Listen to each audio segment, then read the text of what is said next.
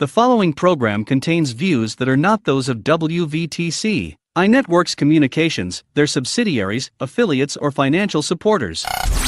Winning victory through Christ, WVTC Allsip Chicago, and iNetworks Communications Station. Good evening, ladies and gentlemen. Welcome to Winning Victory Through Christ. The acronym is WVTC Radio. You have just tuned into the Dbarge Show. My name is Dbarge, and we're going to have a wonderful day today. And I hope that you get something out of what we're about to do. And we certainly feel good to have a wonderful, wonderful person sitting in our studio today that's going to be the show. I'm going to be here and watch. I'll have a word every now and then, but this is a man that is, he's a friend. He's a wonderful person. He's a mentor. He's a manager. He's a coach. He's a wonderful guy. In fact, his name is the one and only Cliff Levingston from the Chicago Bulls first championship. What's going on, Don? How you doing? Man, I'm doing great. I can't complain. Just been enjoying life.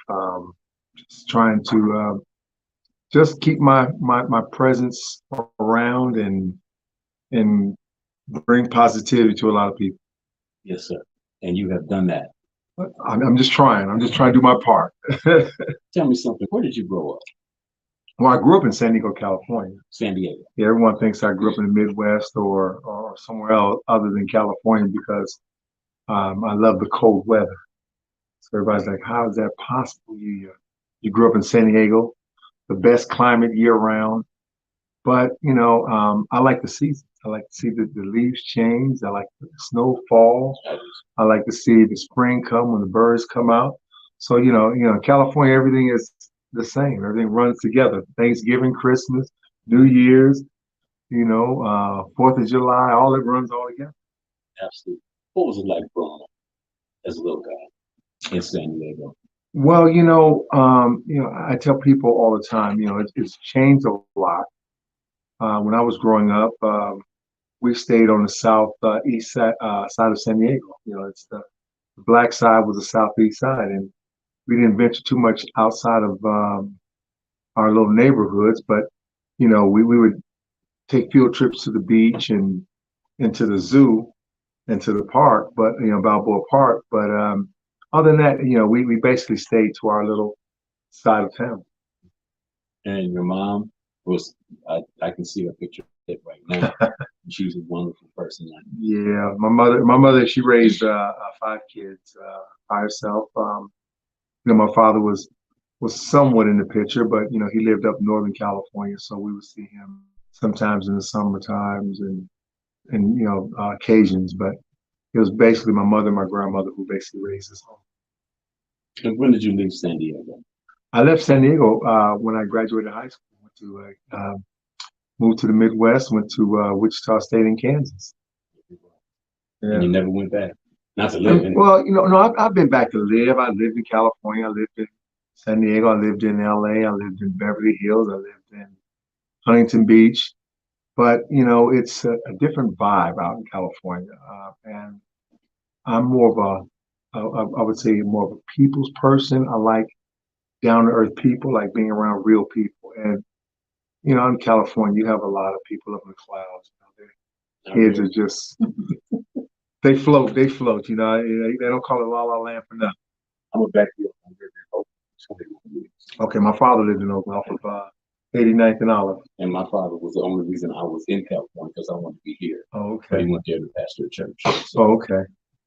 So you're a pastor kid. I didn't know that. Yeah, that's why I'm so good. Oh my. Right. Thank you very much. Oh my gosh. Yes. You sure got the way.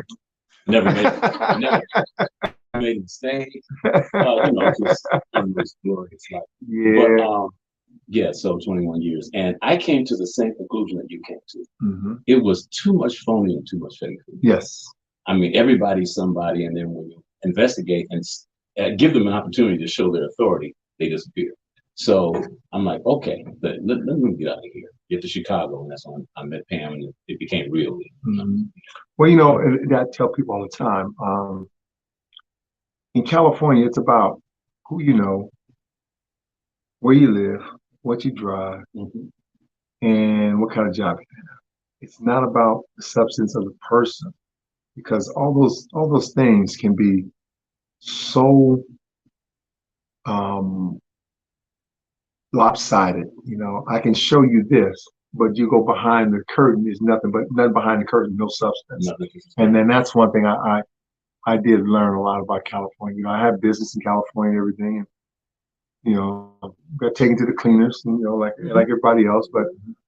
But you live and you learn. You know, like I said, you start learning to be around people who are grounded, people who have faith behind them, and you know, say what they mean and mean what they say, not trying to be something that they're not.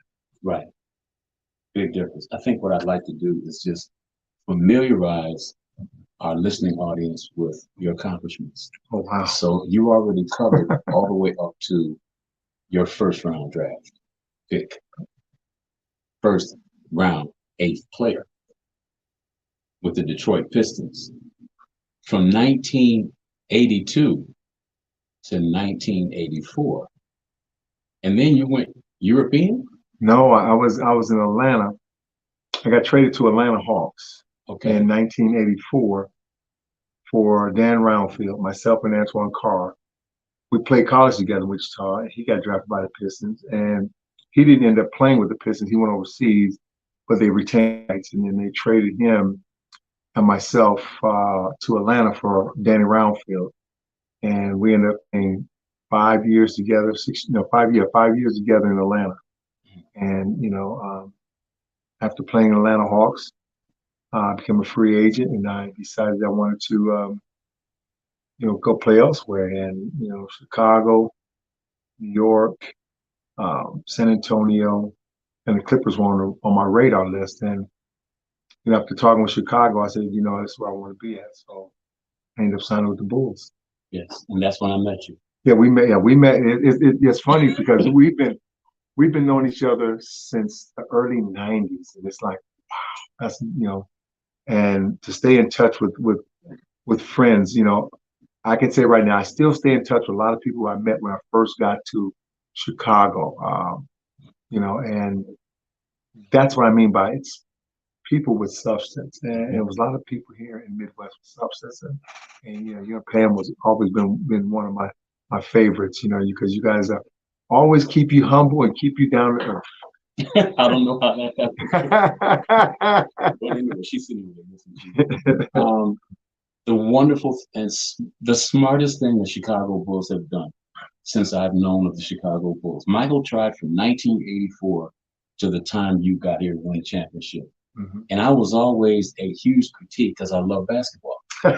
I used to coach basketball. I wasn't that great of a player, but you know, sometimes the not so good player is a good coach. I did coach kids like Gary Payton, Jason Kidd, Todd Lipke, some of those guys. And it's amazing that all those guys all have championship rings. Mm-hmm. I don't think that's luck. No, it's not. It's not. But I will say this: they put the work in. They had the work ethic, and they put it in. And see, and that's what I tell people. You know, when I work with kids all the time, I tell them, you know, everyone wants the glory. No one wants to put in the work to get to the glory.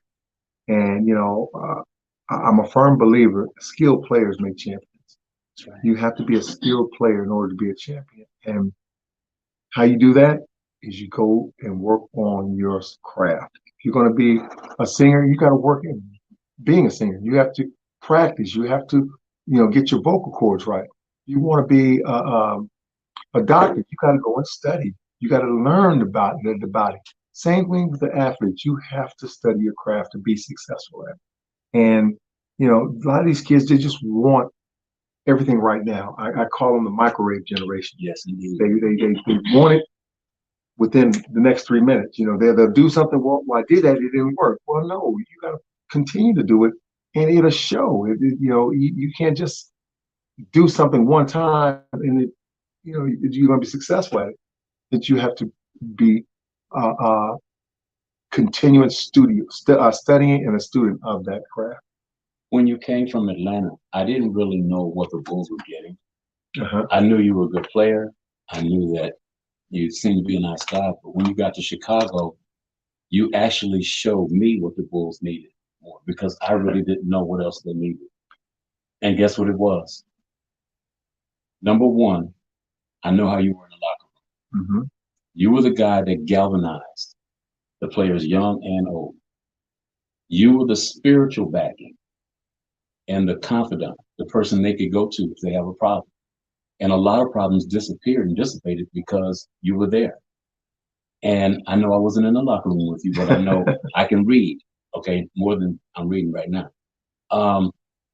So I just had a natural gravitation towards you. Mm-hmm. And if you don't mind, I'm gonna let you go when I finish talking.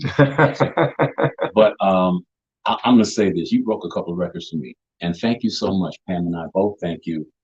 You are the person. I mean, we just hit it right off. You were the only person that ever put me on a corporate jet. When the Bulls won their first championship, they purchased a corporate jet, and it was docked in the O'Hare Airport. And you called me and said, "I want you and Pam to go with me, your family." You don't know what that did for me.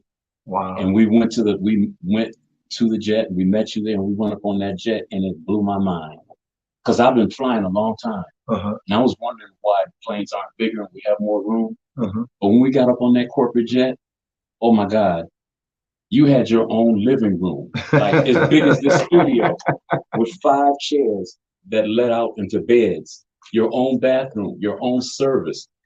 I'm like, and then you took me over to Scotty's and Michael's, and each of them had the same thing. So the plane was set to accommodate the teams and their families and the coaches. And I was like, wow, we pay all that money to fly. We should be able to get something like this. I had a great time, and I didn't see anybody else on there that I knew except the players. But you took us. The second thing was the Cliff Musk ball, not the Christmas ball, the Cliff Musk ball.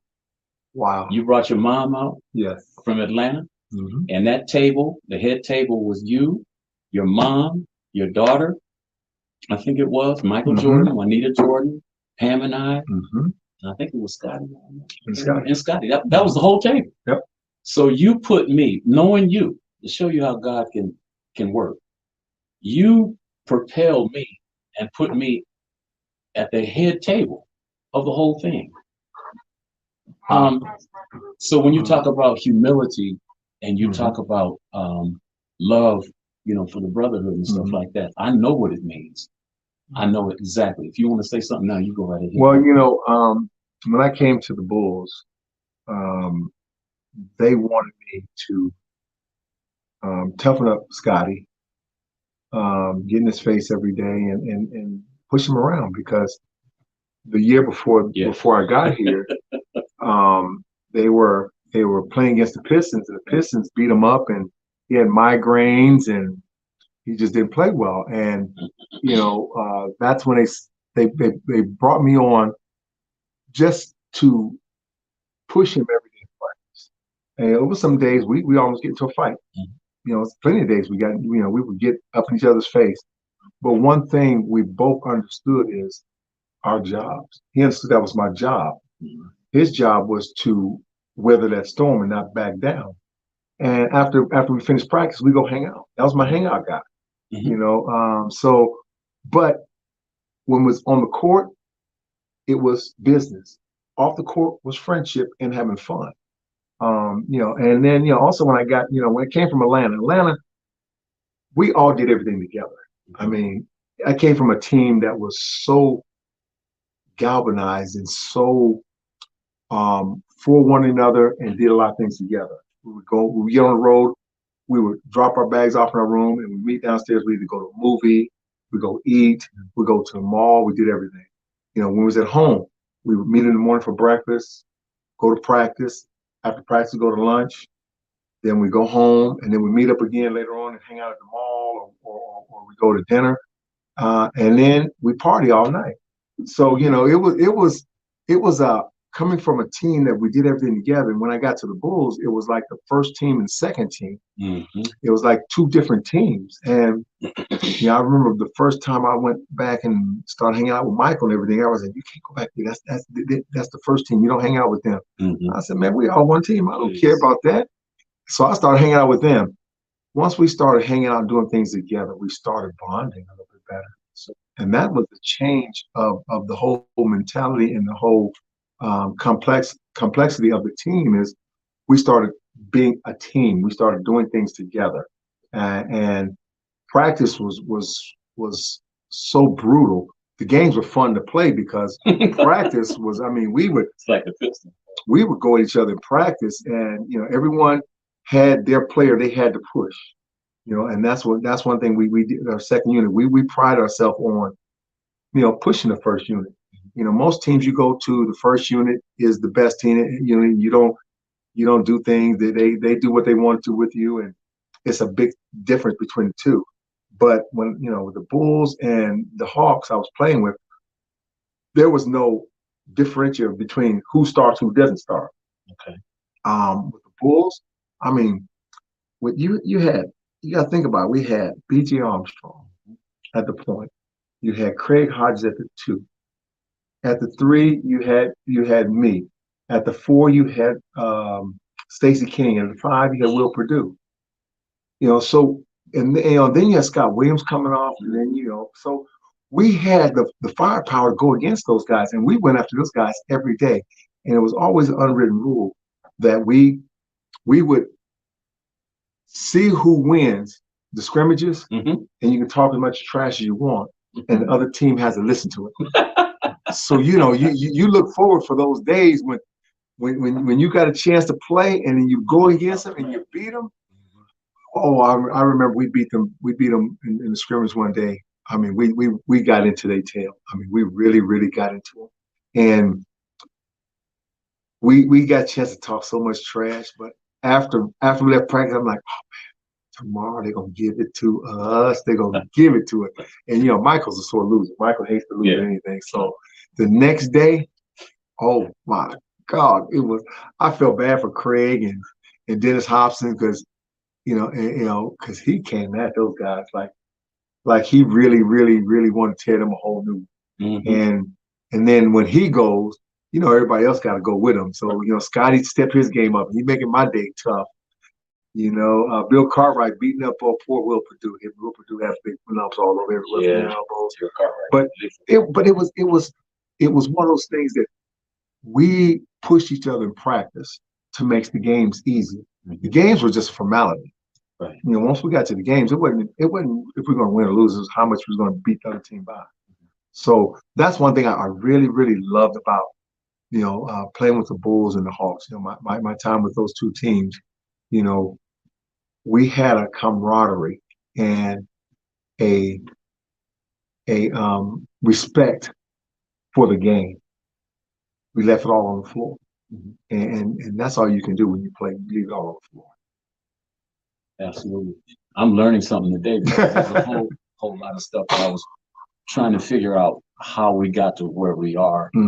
And I want to just read just a little bit more of this because I list few accomplishments. Yeah, you know what? Within the last 6-7 years, I'm just really figuring out all the things that I've done in my life, and it's mind blowing that I never realized all the things I've done until I sat back and started looking at. Somebody says something, you did that? Yeah, I did that. Okay, like I did do that. It's like I really didn't realize it. Just like just like you was telling me, about the table. I remember when you said it. It's like it came to me with I remember seeing you guys sitting at that table.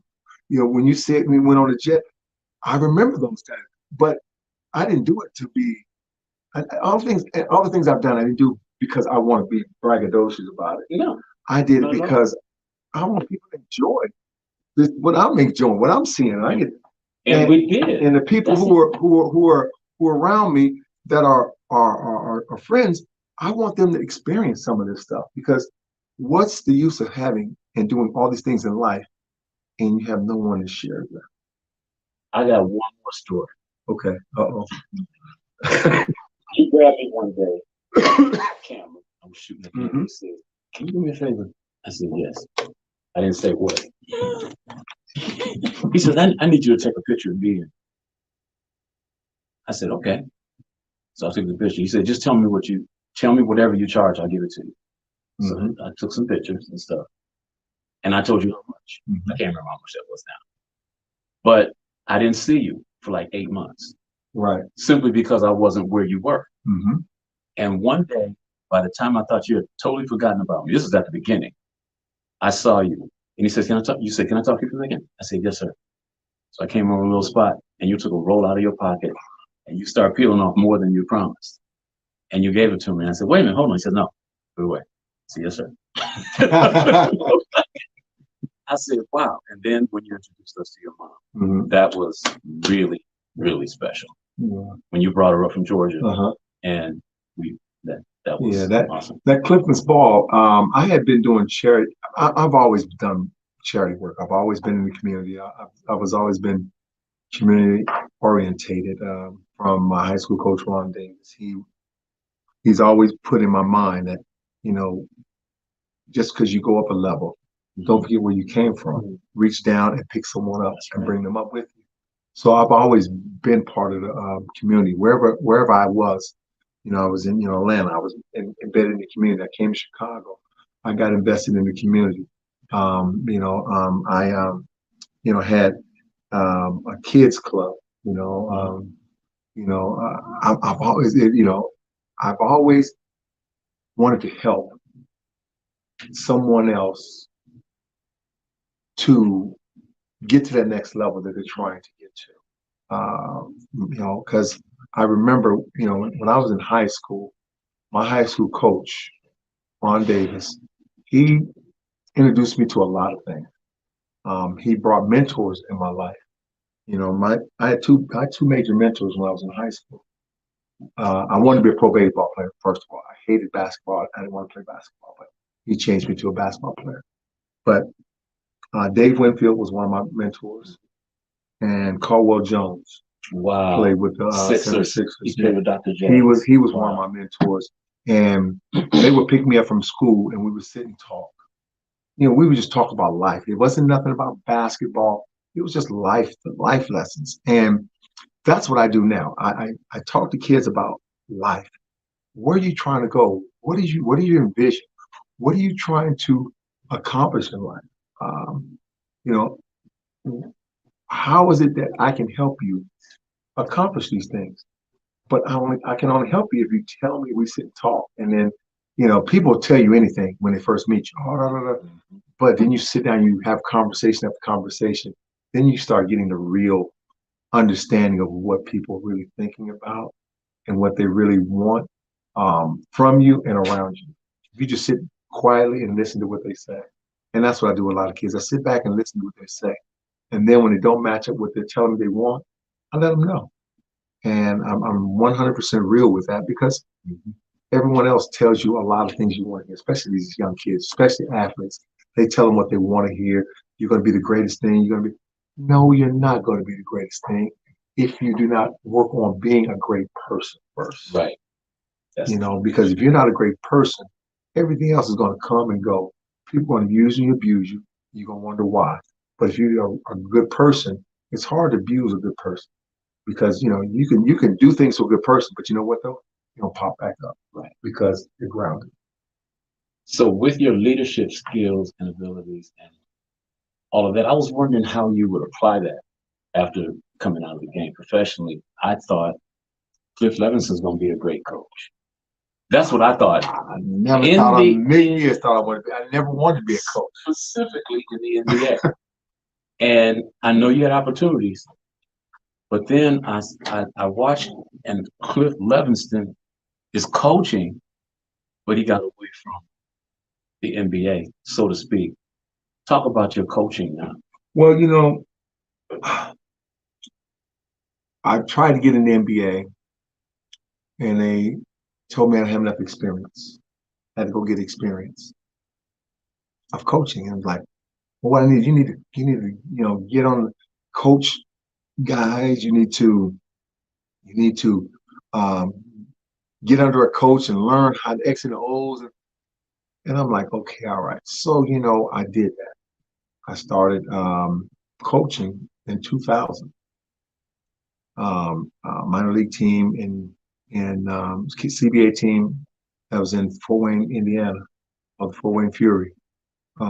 We gave him my first head coach job. His name is Kent Davidson. He was a grad assistant coach at Wichita State when I was there. And he told me, he said, Cliff, I want you to be my coach. I want you to work my big guys out. I said, Coach, I don't really know the X and O's. I don't feel comfortable. He said, don't worry about the X and O's. You work on them, and I'll coach you on what you need to be doing with the X and O's. So I did that with him for 2 years, and he taught me ins and out about basketball. And it really is no different from anything else I've been doing. It's about understanding the relationships of the players. You're basically doing a lot of, as a head coach, you are managing egos. That's right. That's all you're doing is managing egos. You got to mesh different personalities to see as one unit. And I've always had a personality where I can talk to anybody talk to me, and we can bounce ideas off each other. So it was basically an easy, natural fit for me. I coached with him for 2 years, and then he said, "You know what?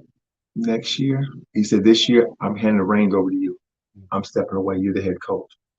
And it was like, whoa! I was a deer in headlights at first. Like, what do I do? He said, "You know what to do. You've been doing it for 2 years." So then I just went back to what he had taught me, and within 2 years, I won a championship in minor league.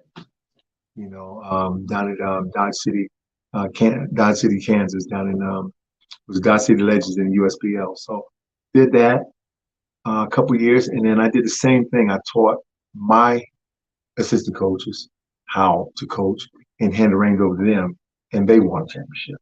So it was like, wow, this is easy. I like that. I enjoy coaching because now it's more of a mental game of trying to how to make that other coach do things you want him to do. Right. It's the same thing when you're As a playing player. basketball. Right. You're trying to make that player that's guarding you, make him do what you want him to do so you can get accomplished what you want to accomplish. So it's basically the same thing. It's just in a different realm.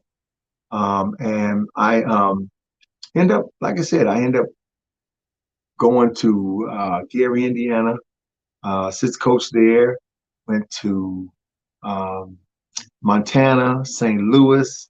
I even, the same coach who taught me basketball, how to be a coach, took me over to the Middle East, to Qatar. I was coaching the national team, or we helped assistant coach for the national team and head coach for the junior national team. Did that for 2 years, came back, and I started looking at my area of where I lived in Michigan City, Indiana, and I'm looking at the players that are coming and going and really not learning basketball. So I started trying to teach them and trying to work with them, and it got a lot of roadblocks along the way. But I ended up finally getting a chance to work with a smaller high school. It was a two A high school, and helped them win a state title, high school state title. Moved over, helped the girls win 2 state titles. So so I'm like, what do I do now? I end up going coaching over in Canada, coaching Rochester, New York, and then went back to the high school and just started doing a lot of individual training with that, mentoring. Did a lot of mentoring with boys and girls. I would say I've helped probably 15 to 17 kids get to college in the time I've been working with young people. And Is that through your non-for-profit? That was before. It's before that. It's all before that. And it was all through basketball stuff, training and working with the kids. Then Val and my better half and I started a non-for-profit. It's called Legends Leaving Legacies. And what we were doing, we were taking kids on college tours to Black HBCUs, to let them see what college life is really about. That's what they really want to do and where they want to go. We did that, up until the pandemic hit. And in the pandemic, we had to sit back a little bit and regroup everything. So we're in the process of regrouping everything and retooling a lot of stuff. And during that little stint, we figured out every kid is not college material, Right. but there's a lot of talented, African Americans who work with their hands and are visual artists and musical artists. So we were looking at we've been now trying to figure out how can we do the trade schools. You remember back when we were growing up, we had a lot of trade schools and where you learn a trade and you go into the workforce. Mm-hmm. So we've been trying to tinker that to get that up and running. But between that and then, I'm sitting back and I'm not even thinking about coaching anymore. As a matter of fact, I was really trying to retire from coaching. And back in 2000, I get a phone call from this team down in Kokomo, and they just got into this league, the basketball league, and they wanted to coach. And the owners of the league, his name is Dave Magley. His wife owns the league. Her name is Evelyn Magley. She's the first female minority to own a basketball league. A league. She owns the league. She owns the league. And where is this? They're out of South Bend. South Bend. They're out of South Bend, but it's 44 teams in the league now. Wow. So they called me back in 2000 and asked me would I coach. I'm like, no, I don't really want to coach. They said, well, just come down and see what we have. And when I went down there, they put on a whole spiel for me. The mayor, the city planner, business people, and it was what I loved about it. What really brought me into it was the community aspect. It's a community-based basketball team, and they're saying it's more than basketball. The mayor was behind it 100%. I mean, the city leaders were behind it, and the community was behind it. I mean, our first year we broke the league attendance record. Because one thing I learned in the minor league sports is you have to get out into the community because that's what sells you. You don't have no big name, you have to sell yourself to the community. Everyone plays basketball, but what separates you different from the other ones? It's name recognition. If I can take some players and to talk to some middle school kids or some elementary school kids, they get to know the names of these players and they grow an attachment to these players. Once they get the attachment to the players, they want to come to the games.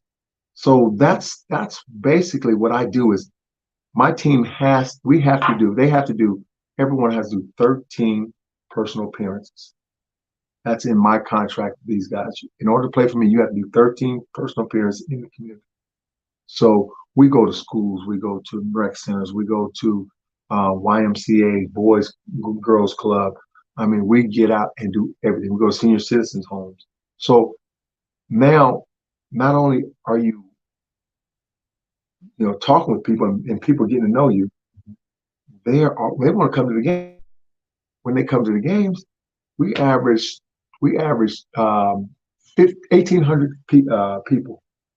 Wow. We have 1,800 fans just from that effort. And then last year, and we ended up in our first year, we ended up 4th out of 24 teams. Then the next year went to 44 teams, and we ended up 4th out of 44 teams. Averaged 2,100 fans a game. And it's all about, like I said, it's all about connecting with the community. Like I said, we do a lot of things in the community. We do clinics. We feed the homeless. We get out and we they have celebrations, community celebrations. We're at those community celebrations, but that's all part of what I'm about. And I try to get these guys to understand: the more you embed yourself in the community, the more things happen for you. The more people want to be around you, more likability you are. Because basketball's not gonna last forever. That air's gonna come out of that ball sooner or later. And when it does, they're gonna ask, "Who are you?" Yeah, and you want to have some kind of foundation where you're grounded. you know how to get in the community and talk with people, and people relate to you. That's amazing. I mean, I get you got to be going. You got. Well, here's what I'm going to read into the future. Cliff Levingston is going to be back. You coming back? Back where? Back here. Oh, okay. Where yes. You're sitting right now. Oh yes, definitely. No way in the world we're gonna cover all this territory. I mean, so I already stopped reading. I know. Like I said, it's unbelievable. Like I said, it amazes me when I sit back and I start thinking about things that I've accomplished, things I've been, and things I've done. And for me, not ever wanting to play basketball, to this being my whole being, really. Of being able to reach out to people. I enjoy seeing people that I've touched at one time or another down the road, because those are the ones that you really feel good about, and you say, I'm here for a reason to touch people. Right. And if you're not touching people, then you're just a being. And I want to be, that's why my foundations is Legends Leaving Legacies. I want to leave something where people will remember and say, and I back when I remember back when this happened, and something positive. I'm always looking for something positive.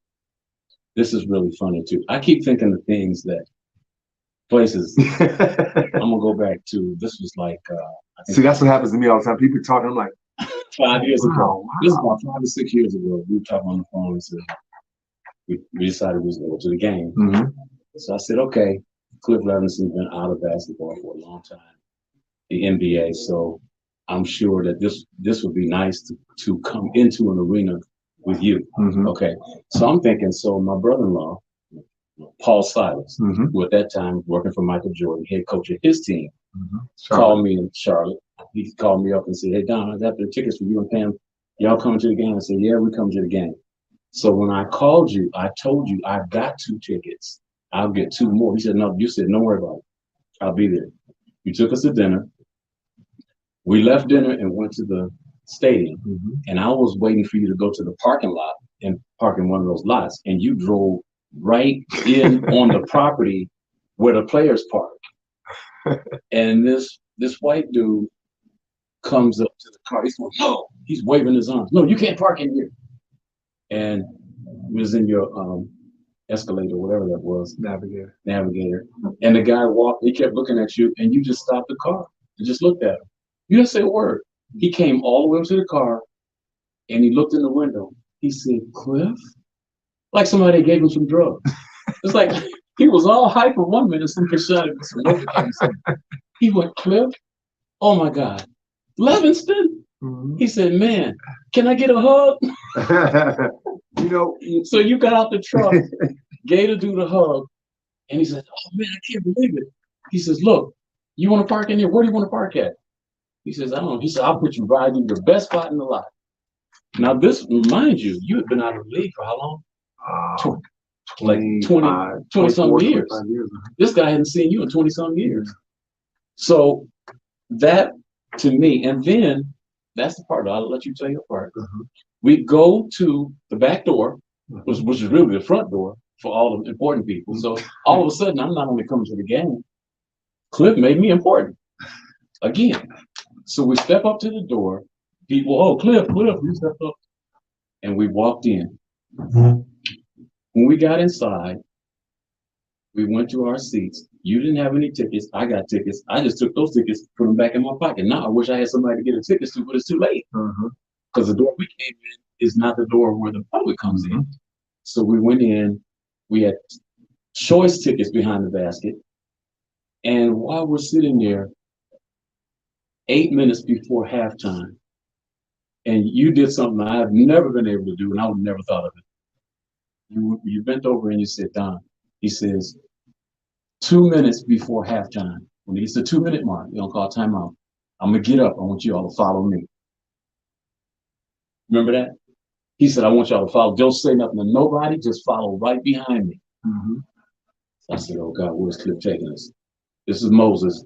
Okay, so now 2 minutes, you stood up, I stood up, Pam stood up, your wife stood up, and we followed you. You went right down the stairs and right into the tunnel. So security from both sides came up to me and said, "Excuse me, sir." I said, "No, don't excuse me." I kept walking. You said, "Don't talk to him. Keep walking." I kept walking. So they stood there and looked at us go past. So then we got down into what's called the living room. I didn't know a living room was down there. I thought it was a basement. We get down to the living room, and they have a huge, probably like 4,000 to 5,000 square feet of living room for the players' families. I used to wonder, where are they? How come you don't go to a snack stand? They got every kind of good food that the chef was there, and we had just come back from dinner. And I wouldn't I don't know it. But the bottom line was all this service that I knew nothing about. And then while we're there, guess who walks up? Michael Jordan. And you guys talked for a minute, and then Paul went with the team, and that's the first time I've seen Michael Jordan this close, and he cried. Because I told him that Paul is my brother-in-law, that's your head coach. He said, "Really?" I said, "Yeah." I said, "What do you think about Paul?" And he teared up. He said, "Man, we love Paul. This organization loves Paul." He said, "Paul is like a father to me."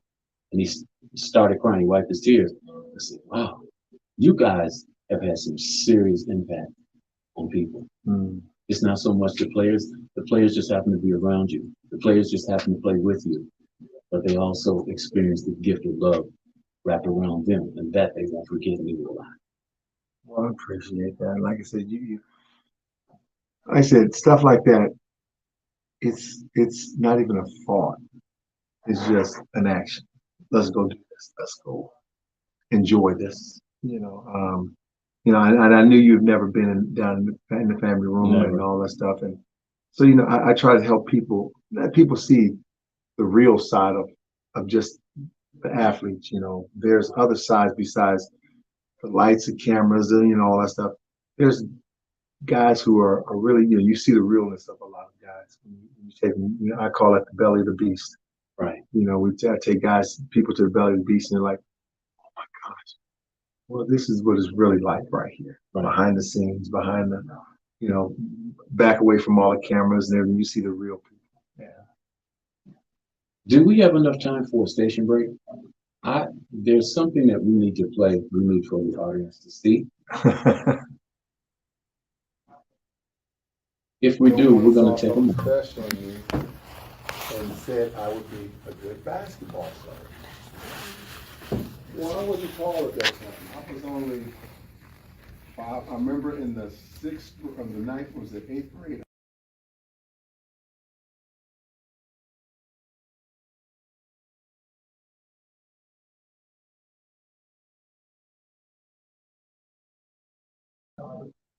And this is Lake Hills.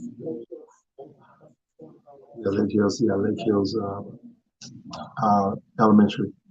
So you're very active in the community, as yes. you're saying, and that's the success. That's it. Because, like you said, when you play basketball, you're known as a basketball player. When you coach, you're known as a coach. But when you're done with all of that, you need to be identified. Right. It's time for station identification. Who are you really? Right. Who you are is not what you do. Right. And that's the key. A lot of people think who you are is what you do. And, as athletes, especially athletes who care about themselves and separating the two. I've always wanted to be looked upon more than just an athlete. I want to be looked upon as a person within an athlete. And so I always carried myself. If you didn't know I played basketball, I would never say I played basketball, because I want to get you to know me, right, intellectually and spiritually. Once you get to know me, then you'll find out what I do. And it's like, "Oh, you play basketball?" I do. And it's like, "Why didn't you tell me in the first place?" Why have to tell you? Why would that be? Why would that matter? So it's the having, the doing, and the being. That's the way, and that's what I noticed about California. It's all about what do you have. Well, I'm driving a Rolls Royce. I'm driving a AMG Mercedes Benz. That's more important to them most of the people. Yes. What do you have? The next thing is after that. Oh, what do you do? Mm-hmm. Well, I'm a doctor, I'm a lawyer, I'm an athlete, whatever. I'm an entertainer. I write scripts. Everybody's writing a screenplay. Everybody's writing a story. Everybody's got a pilot. You may go to Warner Brothers or Fox or somebody. It's like, but what do you do? And the reality is, the first thing that God said, let it be. Mm-hmm. So you are being that has doing and have having. Mm-hmm. Be, do, have. So unfortunately, there are people, I'm so glad that when I met Pam, mm-hmm. it wasn't about what I did. So I'm here. She didn't ask me, what do you do? Mm-hmm. She wanted to know who I was. Right. So she got to find that out, and here we are. 30 years. 30 years. Married. Wow. I'm in Chicago, man. Not Oakland. Not Oakland. You know what? But see, people don't understand California is 3 parts of California. Southern California, Middle California, and Northern California. Oakland and Bay Area is Northern California. Yeah. And it's cold and rainy. It's not like sunny California. You know, you think it when you think California, you think the whole state is just sunshine, but no, it's not like that. Then you got the middle, which is basically the workforce of California. You have all the groves, you have all the farms and all that stuff in the middle part of California. People don't know that. IRS and Fresno. Yeah. You have all the vineyards and everything is grown in the middle part of the state. And then you have Southern California, which is the sunny side and the fun side, so going to Northern California is like, oh, we gotta go up there, we gotta go up there. Oh, it's ugly up there. But you learn to appreciate it. I really didn't realize how much San Diego had to offer, or the things that were going on in San Diego until I went away to college. Wow. Everyone was saying, man, you from San Diego, man, you got the beach, you got this. I said, yeah, man, I'm like, man, you just look at Belmont Park, this little video, got a roller coaster and everything, nothing really big. And then they showed me all of the beaches. And I'm like, wow.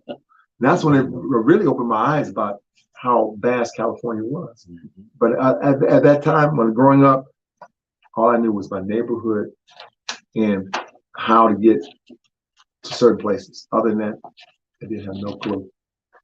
What was your nickname? What did they name you? Well, my high school coach, Ron Davis, gave me the name Good News. Good News. Back in 76, 77. Right. And I hated that name. Good News. Well, he got it from, I don't know if you remember a guy named Bad News Barnes. You've never heard of him. His name is Marvin Barnes. They called him Bad News Barnes. He always is in trouble. And he was playing with the Conquistadors at the time with Caldwell Jones. And he's like, I'm going to name you Good News. He said, whenever anyone speaks of you, is always good. So I'm like, that's stupid. I just want to be Big C, Big Cliff, Big C, Big C. That's the man. That's the name. But you know what? After years, it just has really resonated. It's the gospel. Mm-hmm. It's having positive things around you, doing positive things, and being a positive person for everybody else and other people. And that's basically what I've been doing. And so the nickname fits me. Good News. That's the NBA adopted that name, and they didn't even say your name. People I talked to, they said, "Where Good News at?" Yeah, Good News is right here, because the Good News wasn't everywhere, right? But it was where you were. That's right. So you did a lot more for humanity within the, I would say, confine of your dealing in the NBA, and now you're doing the outside NBA. You've done a lot for the people, and your name and the reality of your work is going to live forever. That's one thing about good. It doesn't die. That's right. It just keeps living, and it lives through people. Mm-hmm. And we're some of the people that it's living in. Well, you can bury it. You can bury it, but it's just like it's going to find a way to find that sunshine. That's right. They say you can bury the truth and it'll rise again. Always. For sure. So what's next? Well, What's Cliff Levinson going to do? you know what? I really don't know what's next for me. I know I enjoy golfing a lot and just doing setting my schedule the way I want to set it. So really, I have nothing planned. I've been working with the league and helping them establish teams um, based on the principles that I've put in the team that I'm with now. So they're adopting a lot of the things that I do with my team, with these new teams coming in, showing them how to get in the community, how to understand minor league basketball, grassroots basketball, how to infiltrate the communities and make them feel included into being part of your team. So that's what I've been doing lately. Just been helping a lot of these other teams uh, monetize basketball. Mm-hmm. You know, most people think you just get a team, open doors up, people going to come. It doesn't work like that. You have to do it's a lot of little work you have to do behind the scenes. You know, how to go about getting sponsors, how to go about selling sponsorships, but not to sell it where you're benefiting from it. It's got to be something where they're benefiting from it. You know, like one thing I've been implemented this year, well, last year was a kids club, and it's you think about a basketball court. It's four corners on the court. You get you four banks. You sell a sponsorship packs at four banks, but this is how you sell it to them. They buy 150 tickets for the games on top of the sponsorship. Now, you have four of them at 150. That's 600 fans already right there. Now, how do they benefit from it? Well, the kids club, they have to go to the bank. Parents have to bring them to the bank, pay $10 to be in the kids club, get a season ticket, backpack, and some other swag, shirt and everything. But they take that $10 and put it into a savings account for the kid. Now they just gained 150 new depositors. Now, And they're young. So now, then you turn around and every month you give one weekend, you give a financial literacy class to teach them financial literacy. The bank wins, you just gain fans, and you just put money in your pocket for the team. That's a great. It's like I said, little things like that. People don't think about it. They look at the big pie. Oh, I got to get this much to make sure I have enough money to do this and this. But if you break the pie down in pieces, where everyone can eat off of it, it's digestible. But if I come to you and say, well, look here, I'm trying to raise $70,000, you're gonna look at me like, whoa. But if I say 5,000, I get 5,000 here, 5,000 here, 5,000. That's 75,000. That's 7,000. Within you get seven people, it's taken care of. Mm-hmm. So that's how I teach how to build your program and make your team successful. Don't go after the big, go after the little, and put it all together. Absolutely. Can you do me a favor? Yes, sir. That ring on your left hand. Oh, yeah. Can you put that up on the camera just so I can see what a NBA championship ring looks like? Yeah, I see that. The only one regret that I have is when y'all got that ring, I didn't get one.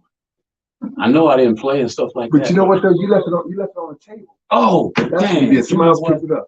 Something I knew it was. Yeah, they gave everybody one. They you just didn't pick it up. That's what happens. That's what happened. I won't. That's my story. I'm sticking to it. A whole lifetime because of that.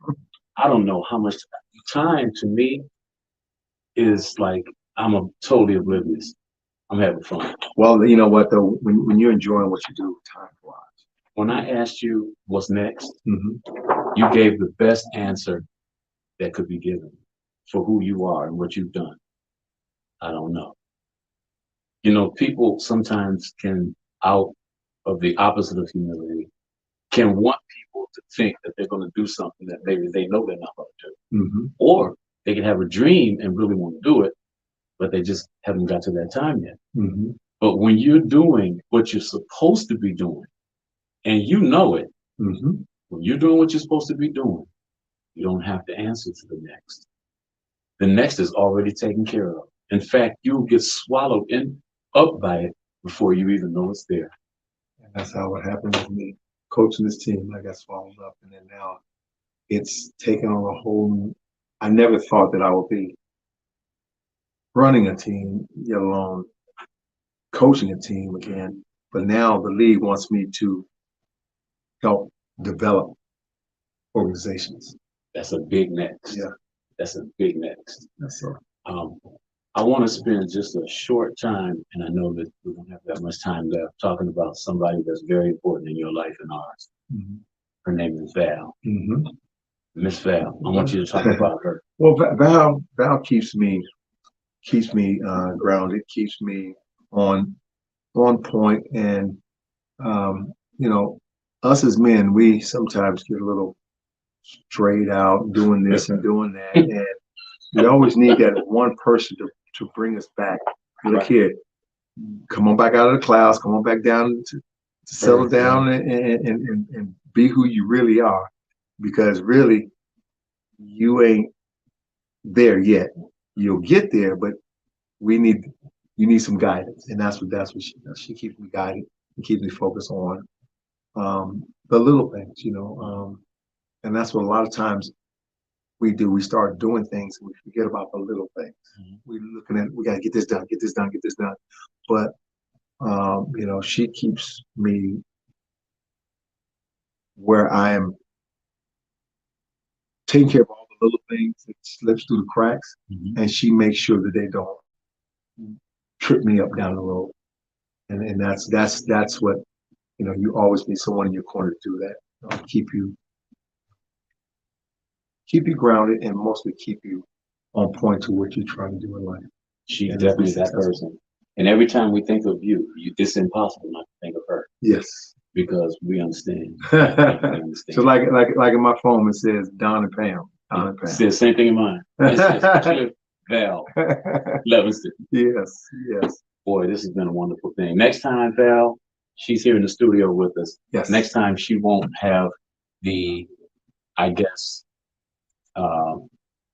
luxury to sit back in the audience and watch us, but she'll be right here. Yes. Where you are, because there's some things that we want Val to share too, and she's got some stories. Well, it's the foundation basically is her baby and she's the one who wanted me to get into the foundation to start helping these kids. So, that's her thing. Wonderful. Thank you so much, buddy. You're quite welcome. Always. Thank you so much. You came from a long ways. Yeah. Ladies and gentlemen, we appreciate this opportunity to be here today to share with you a gift from the master called Cliff Levingston, a good friend. And we hope that you enjoyed the content that we had today. And we ask you to join us again, if you did, next Wednesday at 6 o'clock for the Dbarge Show, which is really winning victory through Christ, because that's the only way you can win the victory. As for now, until later, have a good night. May God bless you, keep you well, and we'll see you next week.